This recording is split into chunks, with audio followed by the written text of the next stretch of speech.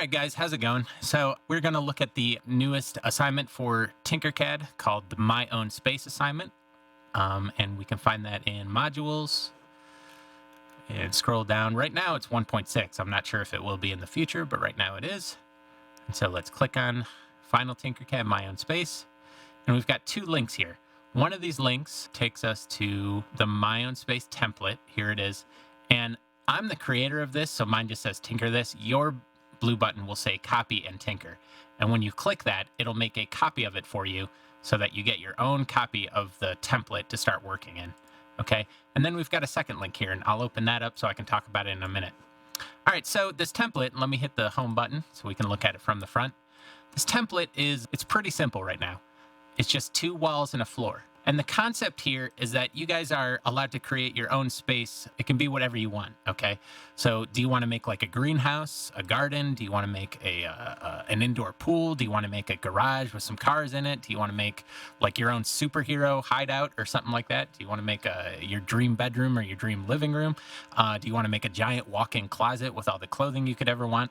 It's really up to you, okay? You can do a fantasy setting if you want. You can do a sci-fi setting, whatever you want. It's up to you. Just kind of create sort of a cool concept, and then you will start designing it inside of this space. And what I'm going to do when these all get finished and turned in, it's pretty easy to drop these into Unity 3D, video game making software. And so what I can do is drop these all into Unity 3D, and then we'll actually be able to walk through them in like first person mode and really look at them all. And it'll almost be like walking through a virtual art gallery to see everything that everybody's made together. What this will eventually be is there'll be a long row of these where they all kind of connect together throughout the long row. We'll be able to walk through and look at all of them. So for now, this two walls and a floor is locked. You see this purple padlock button, and it's supposed to stay locked because you're not supposed to do anything with it except for change the color of it if you want to, and then start filling it with your own designs, your own stuff. You can change the color of this while it's locked, so don't worry about that. You can do that. And this person who's right here is just for reference. This person is just supposed to represent about a 5 foot, 6 foot tall person. Okay. And that's just so if you started designing like a table or a chair or something like that, you would sort of more easily be able to kind of make it the right size. You wouldn't accidentally be putting stuff in this room that is way too small or way too big, because I've given you this person to look at and sort of compare the sizes of all your stuff to. So I've started my own example, and I made a short video where I did a time lapse of creating this. My example is not great. It's really not great. For one thing, it's not done. There's about half the space in the room that I've done almost nothing with, right? This is just kind of a big open empty space. This whole wall here, I haven't done anything with, and it's not the most imaginative room, right? I'm just kind of making a living room, which is fine. Whatever. But out of all the different things I could think of, I went super plain with it. And part of the reason I did that was because I want you guys to come up with something cooler than what I did, something you could really be proud of. I just made something kind of simple and plain just to start to show you guys what we're talking about here. Filling up a space, filling up a room, creating kind of your own virtual room that you can make anything you want with, okay? And I've got some like Nintendo Switch controllers here, a couple cups on the table. But this is all super simple. Now, in terms of the color scheme, this color scheme is pretty off the wall. It's pretty out there. But what I did to start creating that, let me show you how to do this, because this is the first thing you guys are going to do. You're going to create your own color scheme using this Adobe color website, okay? And again, you'll find the link for that in the module on Canvas. And the way you use this is you see this middle one that has a little white arrow on it. That's your main color. So if I drag this around and I say, I want my main color to be like a light blue, kind of a maybe sky blue going into turquoise a little bit.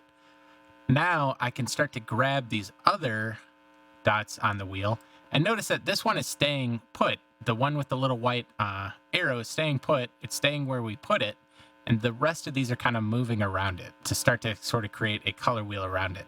Now what's happening, it's sort of adjusting them automatically based on something over here that it calls a color harmony rule.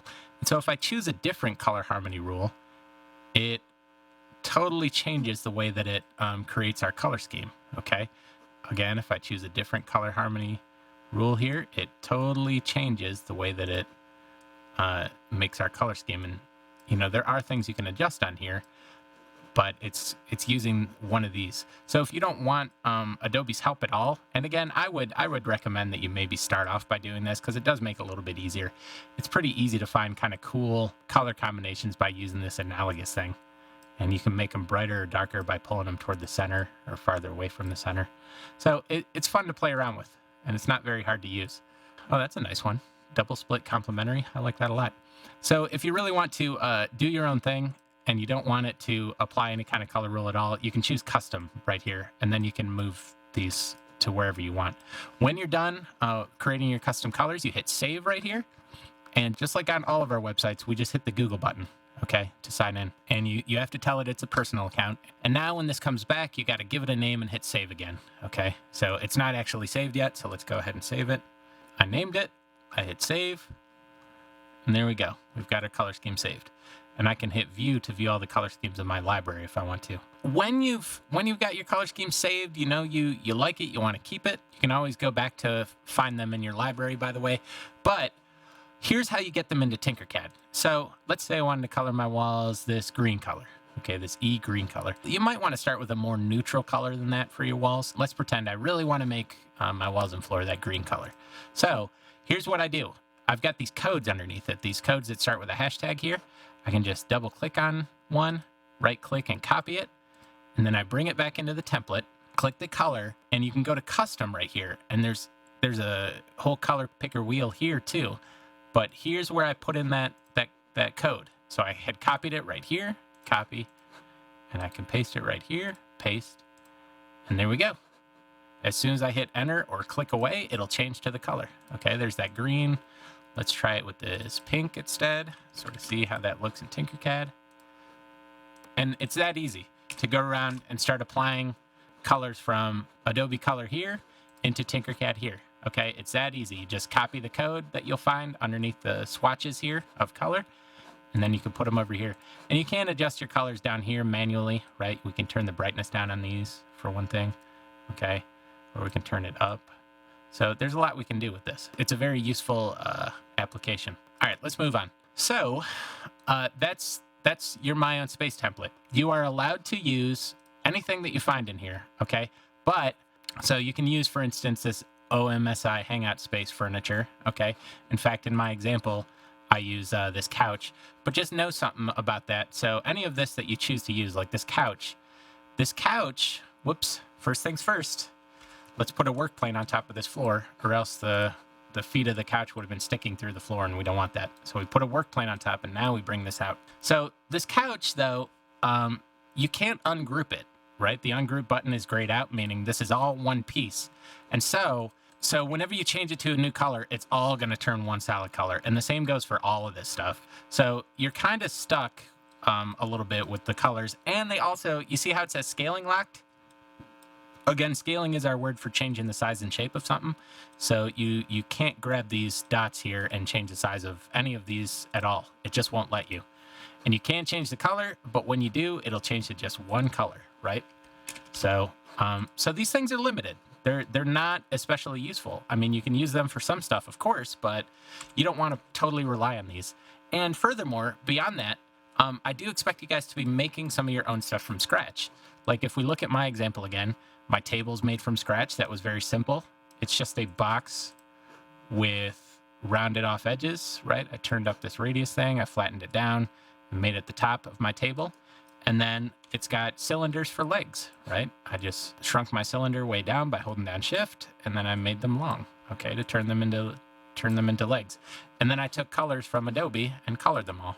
The cups, I used that duplicate method I've shown you guys before, where when you duplicate one copy of something like this, duplicate, it'll remember everything you do to it. So I can like lift it off the ground a little bit, rotate it a little. And now every time I hit duplicate from now on, as long as I don't click off of it and break the spell, it'll continue to rotate and lift it by the same amount I did before. So that's how I made that stuff. And that's also how I made these kind of weird bushes or trees that I have on the side here. If you're trying to like select something, like I wish I could do, it won't let me draw a selection box around this stuff right now, because every time I try to, I'm clicking on this locked object in the background. If that's happening to you, all you got to do is hide it. Okay, so Control H, hide selected, or you can hit this button right here to hide it. Okay, so anything that I click on, I can hide. And now, click on this, hide it.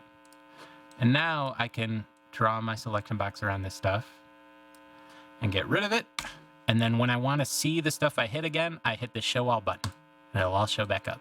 Okay, so that's how you fix that problem if you're having that problem. All right, that's the My Own Space assignment. And I just want to talk about some of the details for the assignment. It must include 10 different objects or more. Instead of just using pre-made stuff, I would like you to combine some of your own simple shapes together to make your own stuff from scratch. Like this is the scribble tool on top of a couple boxes. This is a rounded off box with a star on it, making kind of a rug, right?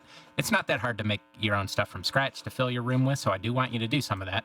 You need to use a hole for something. So remember, just a reminder, if I bring out this cylinder and tell it to be a hole, and then I combine it with this star, hit group, right, to group it with that star, it'll punch a hole in the star, okay? So that's how easy it is to use holes and to put a hole in your design. You do need to do that for something on your design. I want your design to be clean looking.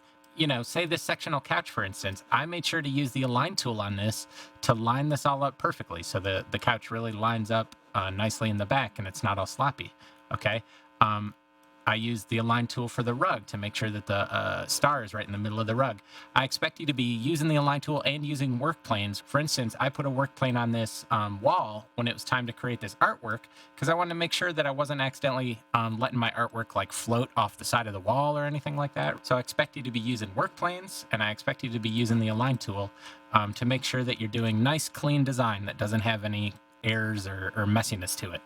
And 3D-ness. So what 3D-ness means is that your objects should be kind of combined together to make more complicated stuff, and your object should be placed along the X, Y, and Z axis. So what am I talking about with that? Let's say left and right is the X axis. Okay, let's just call that the X axis, left and right. If you are only like lining things up from left to right, you're really only doing things in one axis. That's pretty much a one-dimensional design, right? Sure, some of these shapes are in 3D, but you didn't really do anything to make that happen. That's how they already were by default. Now, what I expect you guys to be doing is making complicated shapes where some stuff is offset in the x-axis, some stuff is offset front to back in the y-axis, and some stuff is offset up and down the z-axis. All right, and you're really combining things together. You know, maybe you're doing some rotation, that kind of thing, and really starting to create unique stuff that has a real sense of 3D to it. And this is something you've done before, okay? So I'm just making sure to tell you, I do expect that. If everything is just sitting on the ground, laying on the ground, right? That tells me all you did was you dragged out some shapes and put them on the ground, okay? And you didn't really think about how to make your design truly 3D. This is almost more like a 2D picture than something that's in 3D. Again, this is our My Own Space assignment. I recommend you first, before you start working on it and just throwing stuff at the wall, so to speak, you come up with a good concept. So I've got a question here for you. What's the coolest room or indoor gaming space you've ever been to, imagined, or dreamed of? I've got a video here that'll show you guys that time lapse where I built that room. And I will be asking you guys to turn in your color scheme too. So don't skip this step. This step is part of the assignment, okay? All right, have fun with it. I look forward to seeing what you guys make.